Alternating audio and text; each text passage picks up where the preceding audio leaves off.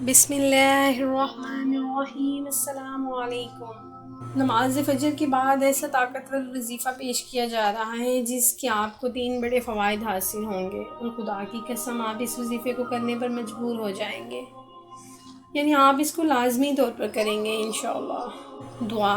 آخر ہم اللہ رب العزت کی بارگاہ میں دعائیں مانگتے ہیں، ہماری دعائیں قبول نہیں ہوتی، تو آخر اس کی کیا وجوہات ہیں؟ اللہ رب العزت کی بارگاہ میں جب بھی دعا مانگیں تو سچے دل کے ساتھ مانگیں، پختہ ارادے کے ساتھ مانگیں، یقین کے ساتھ مانگیں۔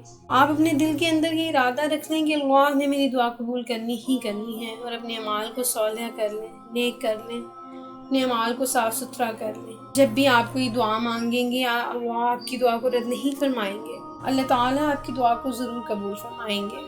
اللہ رب العزت قرآن مجید کے اندر مختلف مقامات پر ارشاد فرماتا ہے، سورہ بقرہ میں ارشاد ربانی ہے، اجیب دعوت داع اذا دعان، میں دعا مانگنے والے کی دعا کو قبول کرتا ہوں جب وہ مجھے پکارتا ہے۔ ایک اور جگہ ارشاد ہے، ادعونی استجب لکم، مجھ سے دعا مانگو میں دعا قبول فرماؤں گا۔ اللہ رب العزت خود ارشاد فرما رہا ہے، مجھ سے دعا مانگو میں قبول فرماؤں گا۔ پھر اللہ تعالیٰ ارشاد فرماتا ہے، ان الذین یستکبرون عن عبادتی سیدخلون جہنم داخرین، جو لوگ میری عبادت سے تکبر کرتے ہیں ان قریب جہنم میں جائیں گے ذلیل ہو کر۔ اللہ اکبر۔ اللہ تعالیٰ خود فرماتا ہے، مجھ سے دعا مانگو میں قبول کروں گا۔ اللہ تعالیٰ ان کی دعاؤں کو قبول فرماتا ہے جو ان کو پکارتے ہیں۔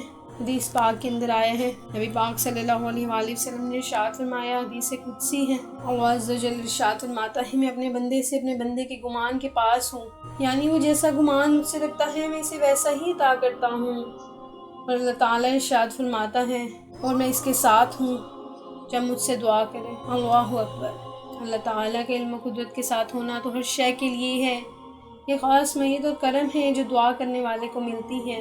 اس سے زیادہ کیا دولت اور نعمت ہو سکتی ہے کہ اللہ تعالیٰ اپنے مولا کی مشیت و مشرف و ہزار حاجت روائیاں اس پر نثار اور لاکھ مقصد اور مرادیں پوری ہوں گی۔ اللہ تعالیٰ اپنے علم قدرت سے تو ہر کسی کے ساتھ ہیں، لیکن اس کا خاص قرب جو دعا کرنے والے کو ملتا ہے، اتنی ہی بڑی نعمت اور سعادت، اگر اس نعمت پر بندے کی ہزاروں مقبول دعائیں اور مرادیں بھی قربان ہو جائیں تو کم ہے۔ یعنی اللہ تعالیٰ جو بندہ دعا مانگتا ہے، اللہ تعالیٰ اس کو اپنا قرب خاص عطا فرماتا ہے۔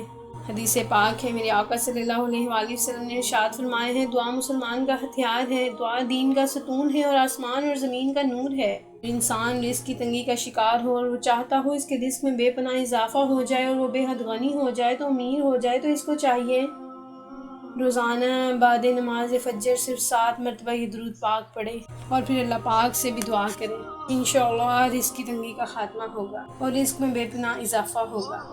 یاد رہے، جو انسان رزق کی تنگی کا شکار ہو اور وہ چاہتا ہو کہ بے حد مالدار ہو جائے، تو وہ سچے دل سے اللہ کی ذات پر بھروسہ رکھ کر یہ درود پاک کا ورد کرے، انشاءاللہ رزق کی تنگی دور ہو جائے گی۔ اور وہ ورد اس درود کا ہے، درود تاج۔ فجر کی نماز کے بعد 7 مرتبہ پابندی سے درود تاج پڑھیں، اللہ سے دعا کریں، رو کر گڑ گڑا کر اپنی مشکلات کا حل طلب کریں، انشاءاللہ رزق کی تنگی اور ہر مشکل آسان ہو جائے گی۔